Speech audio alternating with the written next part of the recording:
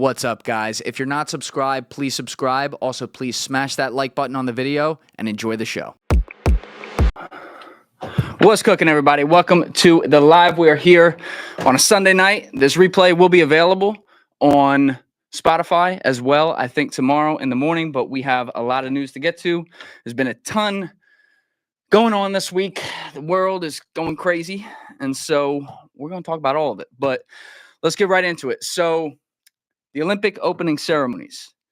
Now, one of the arguments that happens out there all the time these days that is kind of exhausting for me is the whole, every single thing is satanic. And it's not like there's none of it, but, as someone who kind of sits in the middle of this, doesn't certainly hates any shit that's like devil worshiping or whatever, but is not necessarily a religious type, I think there's some times where it will run out of control and I can kind of come in and be like, hey, I think you're reaching there. That said, what we just saw on Friday night was absolutely ridiculous. So obviously you've seen people recreating images of the Last Supper, which is a famous depiction by Leonardo da Vinci, which is one of the preeminent parts of Christianity history and biblical studies and everything. And it is very hard to not see direct parallels to that in, what they put out there, which was essentially, let's call it what it is, like a lot of drag queens and people like that filling a table that's supposed to be the Last Supper, where you're recreating like the hero of the Christian faith. Now, let's pull up the evidence of that real quick. So I'm going to cut right here and we're going to take a look at the image side by side so that you can compare it. On the top, you have Leonardo da Vinci's actual painting, and on the bottom, you have what they recreated in Paris. Now, mind you, Paris is a historical bastion of Christianity. It's where the Cathedral of Notre Dame is. It's where there is a lot of history. If you want to get into, I think like the Crown of Thorns is held there, or in the area of France. Like the whole country, Christianity is a big part of the history. So when you see the opening ceremonies of something like the Olympics, which is this global, display of coming together around sport for pure entertainment and happy competition, when you see a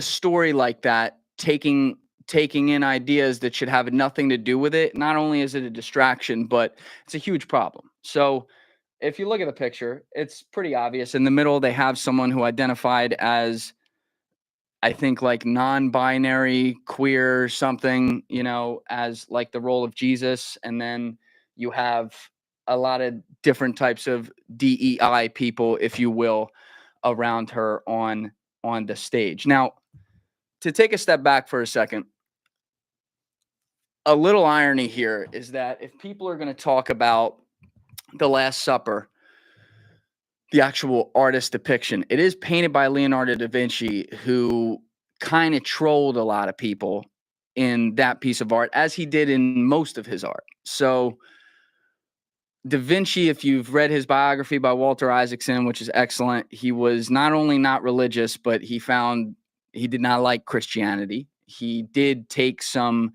payments from the church to be able to create art that he felt would be solid, as far as like making him a living and he could make something creative, but he was not someone who necessarily wanted to revere the traditions of that, if you will.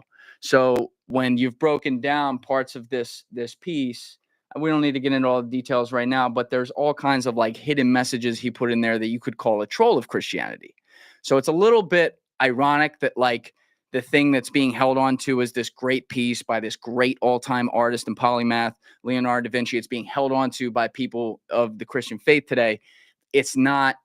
It's actually created by someone who didn't necessarily, not only he didn't adhere to that, but he also like was kind of trying to troll. That said, the point still remains here. It's something that's historically significant, and it was essentially disrespected, if you will, by the person who set up this whole thing. Now, that guy's name is Thomas Jolly, and he was asked about this today. I want to pull up this article, and it is just me in here tonight, so just bear with me here. He was asked about this, and I'm going to pull this from France 24. Let's go on. Okay. So Paris Olympic opening creator Defiant denies Last Supper reference, which you're going to hear his argument. I don't think it's very good. So it says, some Catholic groups and French bishops have condemned what they saw as scenes of derision and mockery of Christianity in Friday's parade choreographed by Thomas Jolly, a leading theater director. Criticism is focused on a scene involving dancers, drag queens, and a DJ in poses that recalled depictions of the Last Supper, the final meal Jesus is said to have taken with his apostles. Clearly, there was never an intention to show disrespect to any religious group, Paris 2024 spokeswoman Anna Camps told reporters on Sunday. If people have taken any offense, we are, of course, really, really sorry. Glad they're sorry. Jolly, 42, denied taking inspiration from the Last Supper in his nearly 4-hour production. Let's stop right there for a second. My guy, you literally created the exact table with the exact pullout with people in the exact, not exact, but in the similar types of positions that Leonardo da Vinci put them to create, like the chalice reference and all that. So that's already ridiculous. But he goes, which I'm continuing here, which took place in driving rain along the River Seine, the first time a Summer Olympics has opened outside of the main athletic stadium. The scene, intended to promote tolerance of different sexual and gender identities, also featured French actor Philippe Catherine, who appeared on a silver serving dish almost naked and painted blue. This was him. And this was just like, that's borderline a fucking peep show. So let's just get that straight. That's kind of an issue. So he was meant to be Dionysus, the Greek god of wine and pleasure, who was the father of Secana, the goddess of the river Seine.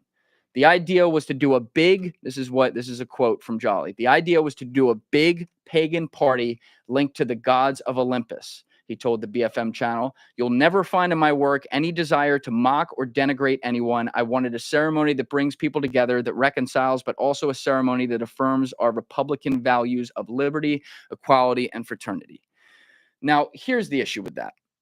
If you wanted to create an image that first of all, he's using the word pagan, which is already a bad start to his argument, because that's going to fuel a lot of people on the other side of this. Like, oh, so you are admitting, pagan, opposite of like belief in main creator. But if you wanted to recreate some imagery of the Greek gods, like he said, you are literally creating a scene here where you have the river Seine, if that's how you say it, as the backdrop. So you could use nature out there to have all these different gods represented. And by the way, have them represented by people that maybe look like the gods.